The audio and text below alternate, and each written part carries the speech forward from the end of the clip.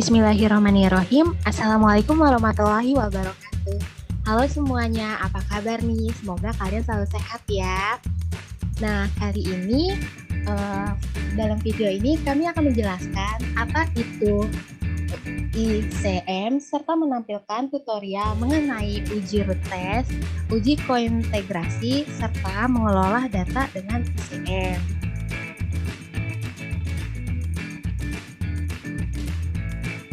Sebelum kita memasuki materi, izinkan saya untuk memperkenalkan diri. Kami dari kelompok 3, dari jurusan Ekonomi Pembangunan UIN Syarif Hidayatullah Jakarta, yang saat ini sedang menempuh mata kuliah Ekonometrika 2 dengan dosen pengampu Bapak Rizwan Halal Syah Haji, MSc. Dengan kami yang beranggotakan yaitu ada Muhammad Abiyum Mufid dengan NIM 50, lalu ada Rizky Alfaris dengan NIM 52, lalu ada Farasya Adinda dengan NIM 59, lalu ada Wahyu Nugroho dengan NIM 65, lalu ada Tahfatun Laila pada NIM 76, lalu ada Lutfi Anhari dengan NIM 90, lalu ada Anissa Yuniolatia dengan NIM 93, lalu dengan ada saya sendiri Nur Halimah dengan NIM 95, lalu ada Firly Oktavianti dengan NIM 98. Sebelumnya kita akan membahas nih tentang error correcting model. Apa sih SCM itu? Nah, SCM sendiri merupakan model koreksi kesalahan atau yang merupakan analisis data time series yang digunakan untuk variabel-variabel yang memiliki ketergantungan yang sering disebut dengan kointegrasi. Metode SCM ini digunakan menyeimbangkan hubungan ekonomi jangka pendek, variabel-variabel yang telah memiliki keseimbangan atau hubungan ekonomi jangka panjang. Lalu selanjutnya kita harus tahu juga nih apa itu kointegrasi. Nah, kointegrasi sendiri merupakan analisis data time series mensyaratkan stasioneritas sebagai salah satu dasar penting keabsahan prosesnya. Atau bisa dikatakan di mana kita dapat menganalisis hubungan variabel-variabel time series. Walaupun ketika variabel-variabel tersebut tidak memiliki stasioner, yaitu ketika kombinasi linear variabel-variabel tersebut atau stasioner.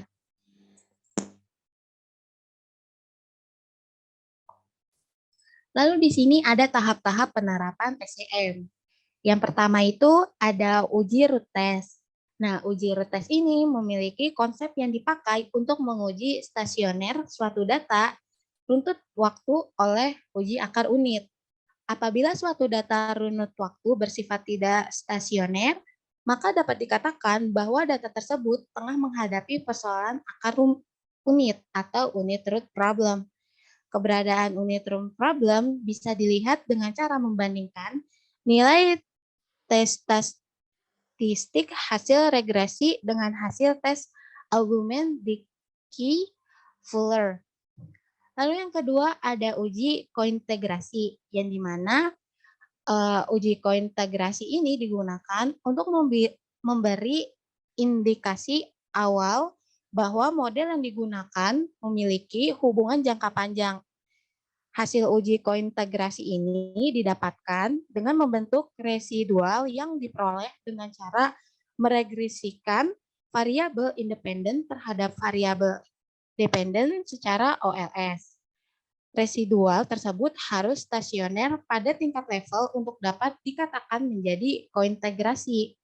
Lalu yang ketiga ada error correction term atau estimasi jangka panjang. Lalu yang keempat ada error correction model atau estimasi jangka pendek.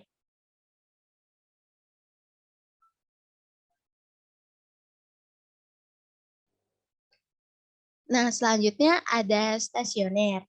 Nah, uji stasioner sendiri merupakan uji untuk melihat ada tidaknya masalah dari suatu data untuk regresi. Jika suatu data dikatakan tidak stasioner, artinya terdapat masalah autokorelasi ataupun heteroskedasitas dan akan menghasilkan suatu model yang sering dikenalkan dengan regresi lancung atau spurious regression.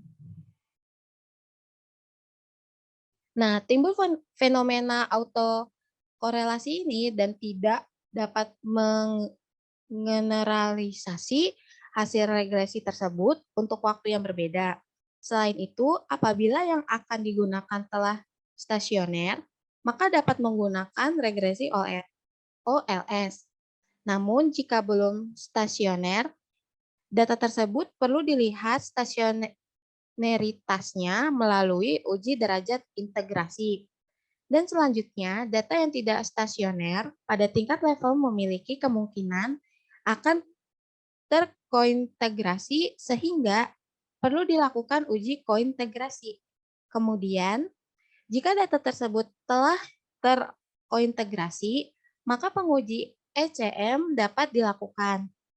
Untuk mengetahui apakah data time series yang digunakan stasioner atau tidak stasioner, maka uji akar unit atau uji root test, pengujian yang akan dilakukan dengan menggunakan unit root test yang dikembangkan oleh Dickey-Fuller atau yang lebih dikenal sebagai argumen Dickey-Fuller test. Nah, terdapat 3 buah model ADF test yang dapat digunakan untuk melakukan pengujian stasioneritas, yaitu ada satu model. Yang pertama itu ada model tanpa intercept dan tanpa turn. Lalu yang kedua ada model yang menggunakan intercept saja. Lalu yang ketiga ada model yang digunakan intercept dan turn, yang dimana pengujian ini dilakukan untuk mengetahui pada derajat atau order diferensi keberapa data yang diteliti akan stasioner. Pengujian ini dilakukan pada uji akar unit. Jika ternyata data tersebut tidak stasioner pada derajat pertama, pengujian yang dilakukan pada bentuk diferensi pertama.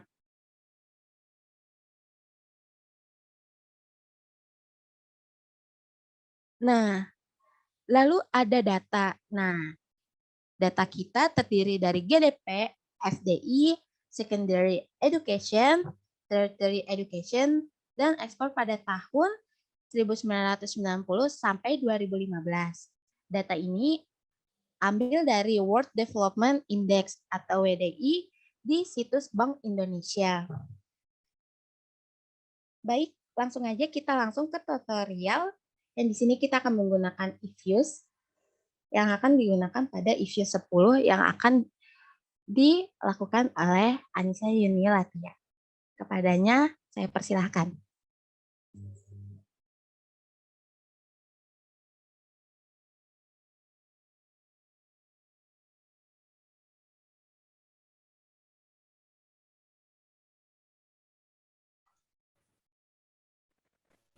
Jadi, ini adalah data kita, ada GDP, FDI, Secondary Education, Tertiary Education, dan ekspor dari tahun 1990 sampai 2015. Nah, selanjutnya kita akan masuk ke FDIUS. Kita masuk ke FDIUS, yang pertama adalah kita klik File, New, lalu Work File.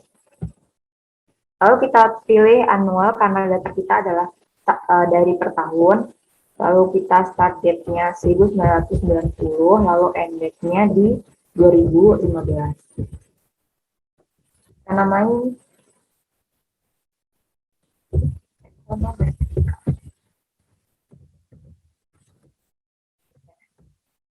Oke. Nah, setelah muncul seperti ini, kita ambil data dari Excel-nya tadi. Quick, lalu empty group series, atasin dulu. Kita copy dari GDP sampai export.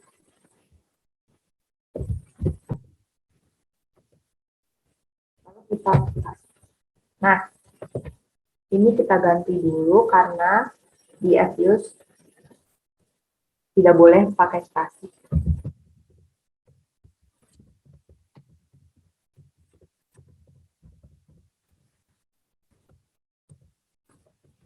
Ini tertiary.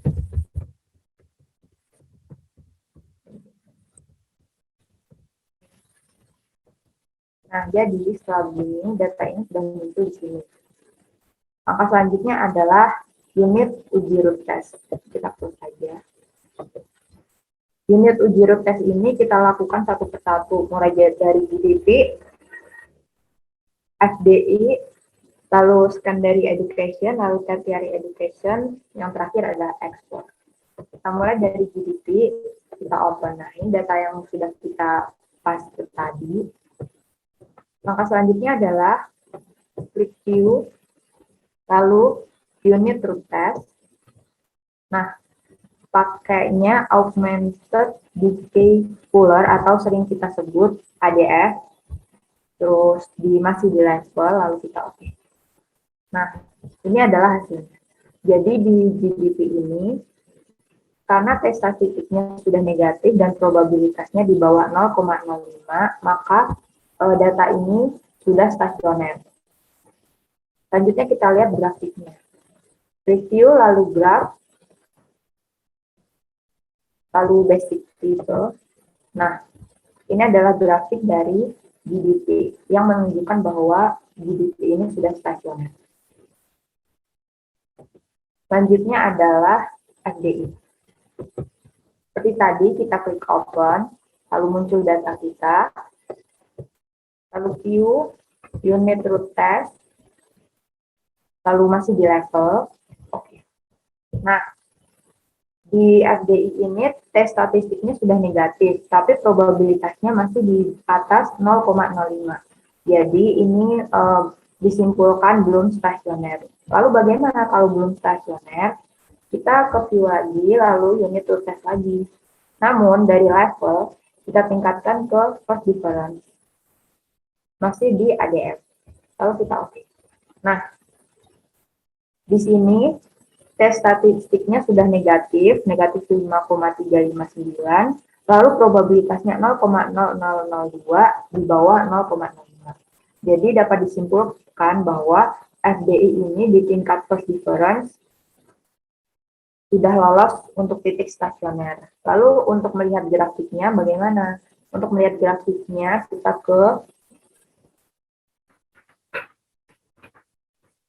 ke quick dulu, lalu seri statistik, lalu kita pilih unit root test.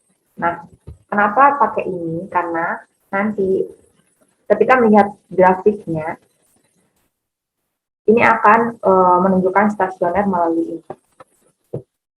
Lalu kita klik D, karena first difference, ini namanya DFDI. Lalu kita klik.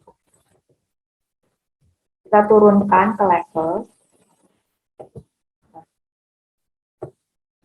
Ini adalah tes statistik dan probabilitasnya masih tetap sama dari yang tadi. Lalu kita view ke grafiknya. Oke. Nah, ini grafiknya. Jadi, ketika diubah dan tidak diubah, grafiknya nanti ada perbedaan. Ini kan belum diubah dan ini sudah diubah. Perbedaannya adalah grafiknya tetap tidak stasioner ketika tidak diubah. Ini grafik yang tidak stasioner dan ini grafik yang sudah stasioner. Lalu selanjutnya kita ke secondary education.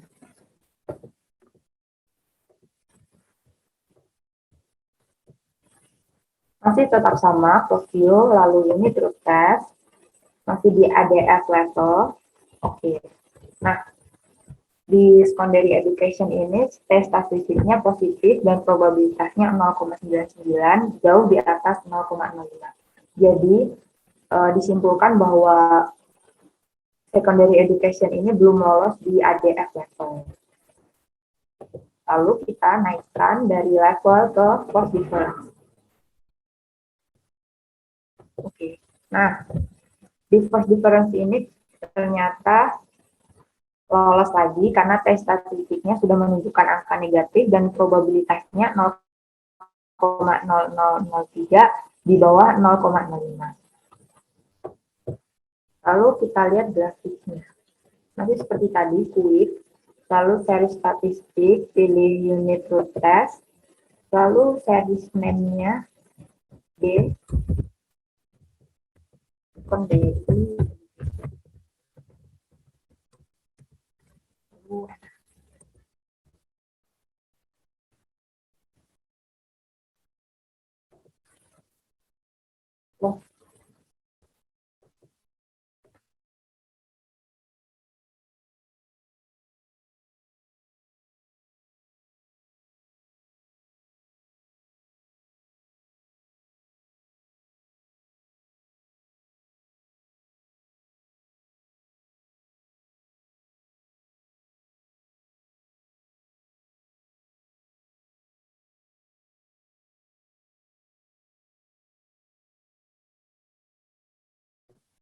Kita turunkan dari first difference ke level untuk melihat grafiknya, lalu kita oke. Nah, masih sama dengan angka yang sama, tapi dengan grafik yang berbeda. Kita oke.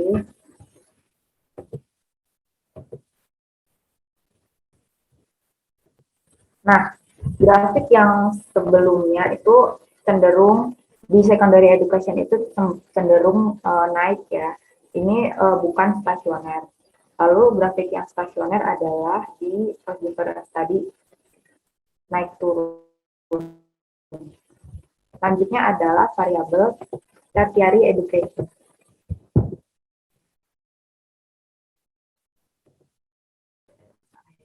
Tertiary education.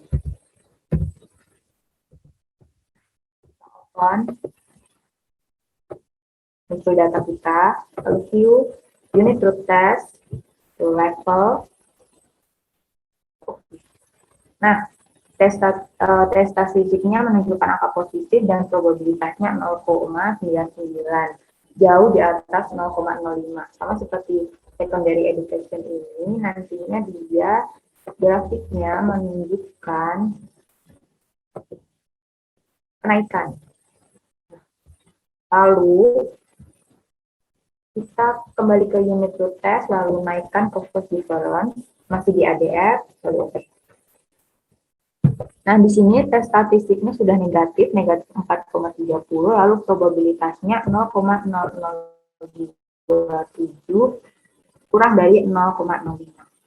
Lalu kita lihat grafiknya, cari statistik unit root test, lalu D, tertiary education.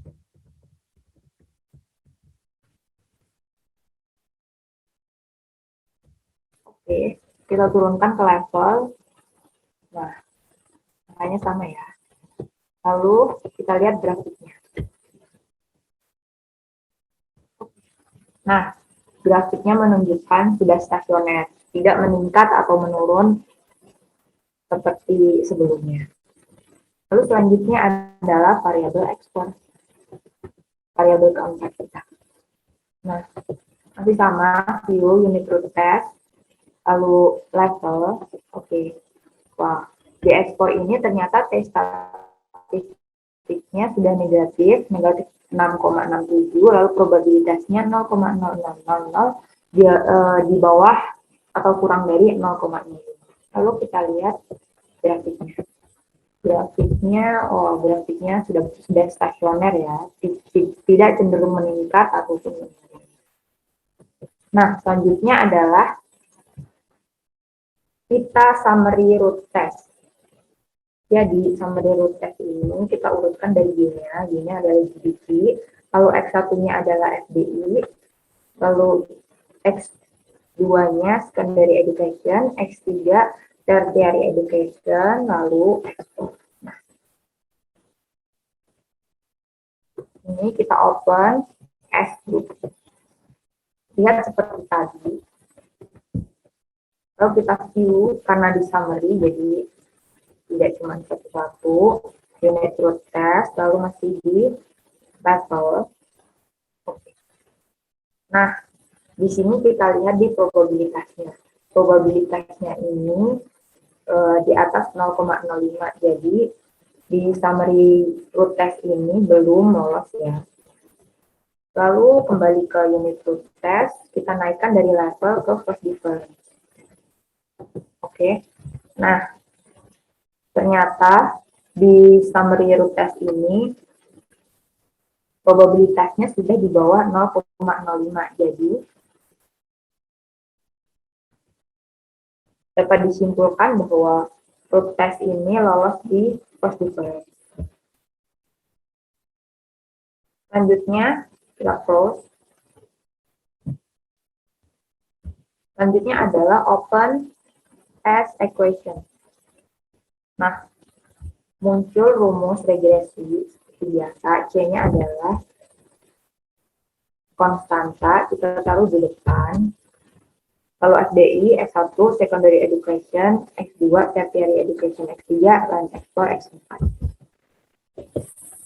Nah, jadi di open equation tadi kita mendapat hasil seperti ini. Ini menunjukkan regresi jangka panjang atau ini kita kopas saja di PowerPoint biar memudahkan. Oke, PowerPoint.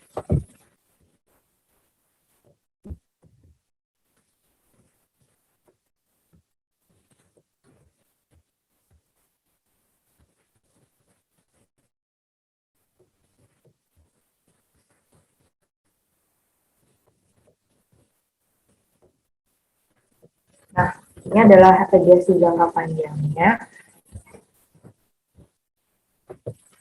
Jadi di regresi jangka panjang ini, variabel FDI, secondary education, tertiary education, lalu ekspor itu dari probabilitasnya kita lihat belum ada yang mempengaruhi GDP. Karena probabilitasnya di sini masih di atas 0,05. Selanjutnya kita kembali ke Etios. Nah, dari jangka panjang ini kita ambil, kita ke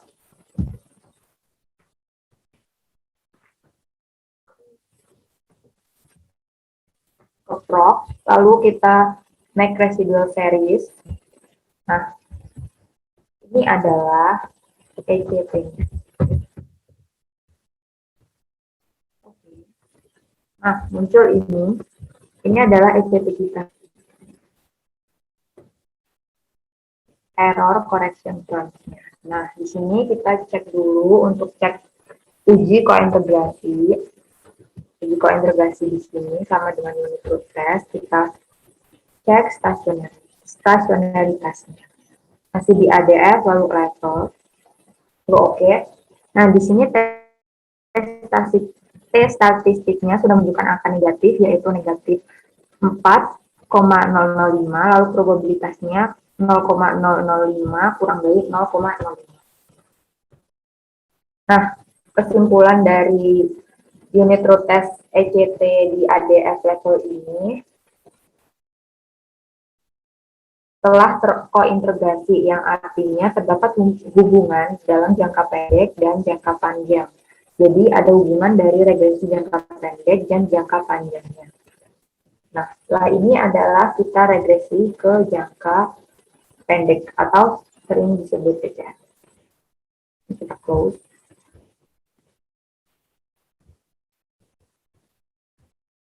Nah, regresi ECM ini kita tambahin ECT, kita open as equation. Seperti biasa, pindahkan C-nya ke depan karena pertama regresi itu Y sama dengan konstanta plus dx. Lalu di depan masing-masing variabel kita tambahin D karena di summary root test tadi kita lolosnya di first difference. Jadi masing-masing variabel kita tambahin D. Kecuali P sama C. D.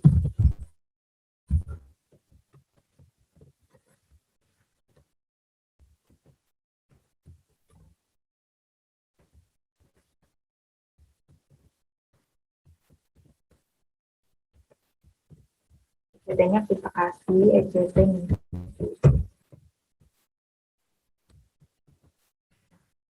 Lalu kita oke. Nah, di sini sudah muncul regresi jangka pendeknya. Regresi jangka pendek kita kopas lagi di profilnya.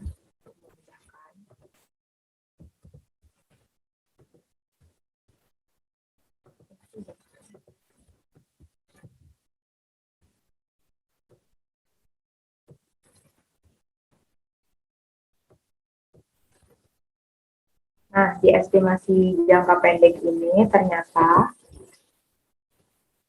ada satu variabel yang mempengaruhi GDP, yaitu variabel investasi atau FDI. Variabel investasi ini angkanya di bawah 0,05. 0,01 ini kurang dari 0,05. Jadi variabel FDI ini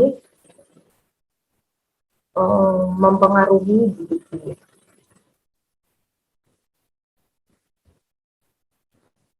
Oke, selanjutnya adalah uji asumsi klasik. Uji asumsi klasik di sini ada uji normalitas, linearitas, multikolonialitas, heteroskedasitas, lalu ada autokorelasi.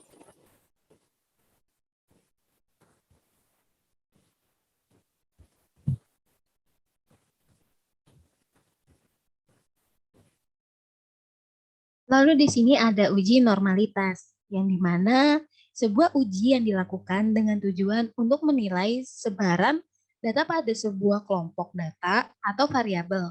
Apakah sebaran data tersebut berdistribusi normal ataukah tidak. Uji normalitas ini berguna untuk menentukan data yang telah dikumpulkan berdistribusi normal atau diambil dari populasi normal untuk menguji apakah distribusi data normal atau tidak dapat dilakukan dengan menguji uji Jarque-Barre atau uji DB.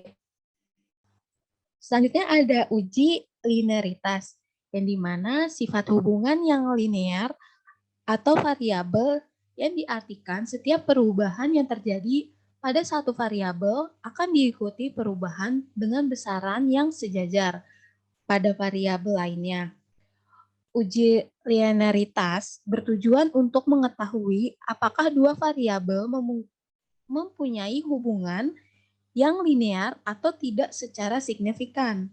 Pengujian ini melihat bagaimana variabel X mempunyai variabel Y, baik itu pengaruh berbanding lurus maupun berbanding terbalik. Uji ini biasanya digunakan sebagai persyaratan dalam analisis korelasi atau regresi linier. Lalu yang ketiga ada multikolonialitas, yang dimana adanya hubungan linier antara variabel independen di dalam model regresi. Untuk menguji ada atau tidaknya multikolonialitas, pada model menggunakan metode parsial atau variabel independen. Rule of thumb dari metode ini adalah jika koefisien korelasi cukup tinggi di atas 0,85, maka duga ada multikolonialitas dalam model. Sebaliknya, jika koefisien korelasi relatif rendah, maka duga model tidak mengandung unsur multikolonialitas. Selanjutnya yang keempat adalah heteroskedasitas, yang dimana masalah regresi yang faktor gangguan tidak memiliki varian yang sama atau variannya tidak konstan. Hal ini akan memunculkan berbagai permasalahan, yaitu penarikan OLS yang bias, varian yang koefisien OLS akan salah. Lalu yang terakhir, itu ada autokorelasi, yang dimana sebuah analisis statik yang dilakukan untuk mengetahui adalah korelasi variabel yang ada di dalam model prediksi dengan perubahan waktu. Untuk mengetahui ada atau tidaknya autokorelasi dalam model dalam menggunakan uji LM, produser pengujian LM adalah jika OBS R squared lebih kecil dari nilai tabel, maka model dapat dikatakan tidak mengandung autokorelasi.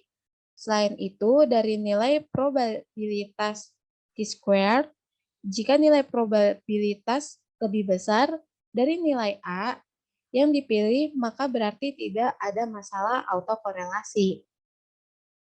Selanjutnya akan diteruskan melalui aplikasi eViews. Selanjutnya kita kembali ke eViews. Nah, kita akan mengecek masalah di uji asumsi klasik.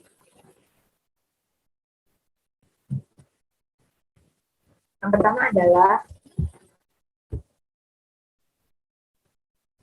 kita buka GDP, ADI, Secondary Education, Tertiary Education, dan export, kita open as agregator. Ini dipindah ke depan, lalu oke. Jadi untuk melihat uji asumsi klasik tadi, kita kembali ke ECUS, lalu ini adalah uji jangka pendek tadi atau ECM kita. Nah, kita cek yang pertama adalah normalitasnya.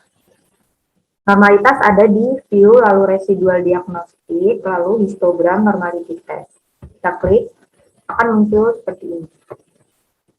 Yang kita lihat adalah nilai Jar-Gubera sama probability-nya. Nilai Jar-Gubera di sini 108,14 dan probability-nya 0,000000.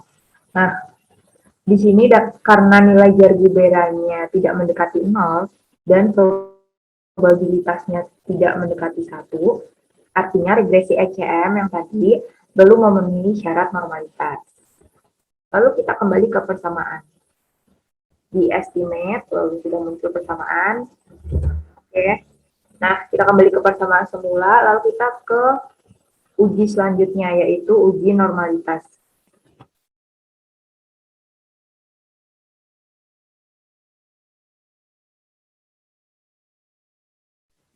Uji linearitas ini,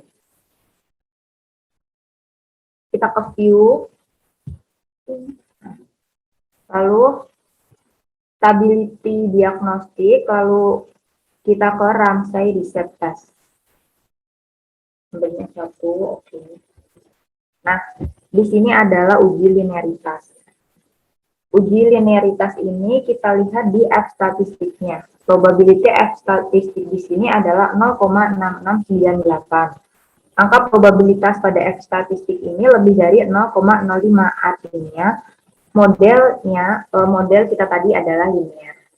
Nah, kita kembali ke estimate tadi.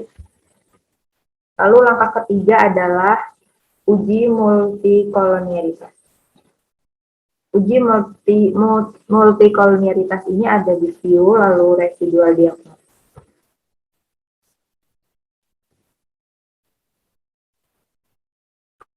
Koefisien diagnostik, lalu variance inflation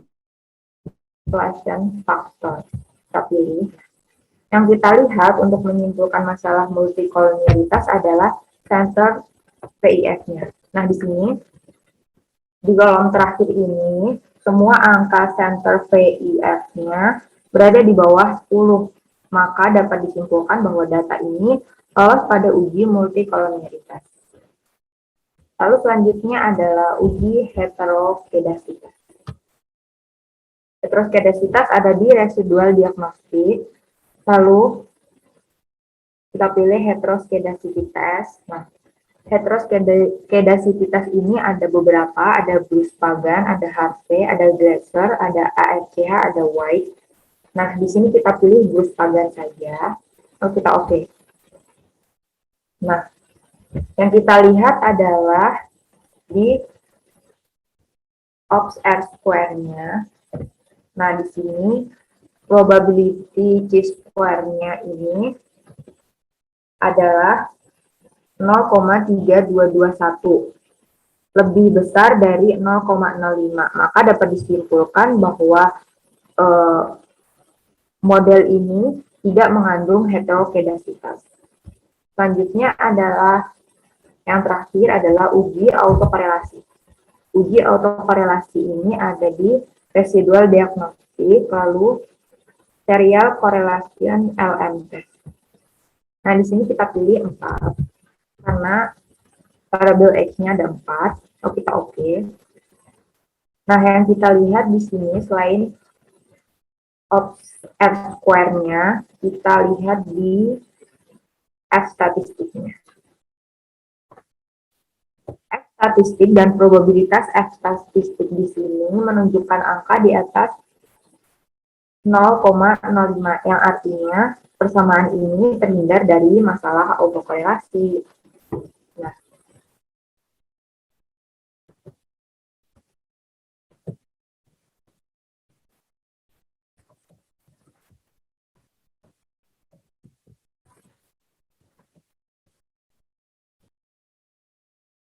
Jadi kesimpulannya dari data yang sudah kita uji, ini yaitu dalam unit run test yang lolos di ADF level adalah GDP dan ekspor. Sedangkan untuk SDI, Secondary Education, dan Tertiary Education lolos pada ADF 1 pada ADF First Difference. Untuk summary root test data, kita lolos pada ADF First Difference. Untuk uji kointegrasi dari ECT disimpulkan bahwa terdapat hubungan antara jangka panjang dan jangka pendek. Namun dari sekian variabel, dalam jangka panjang tidak ada variabel yang mempengaruhi GDP dan dalam jangka pendek hanya variabel FDI yang mempengaruhi GDF. Sekian dari presentasi dan materi yang kita sampaikan. Kurang lebihnya mohon maaf. Semoga materi yang kita sampaikan bisa menjadi bermanfaat untuk kita semua. Amin. Dan jangan lupa untuk like, komen, dan share ke sosial media kalian semua. Dadah. Wassalamualaikum warahmatullahi wabarakatuh.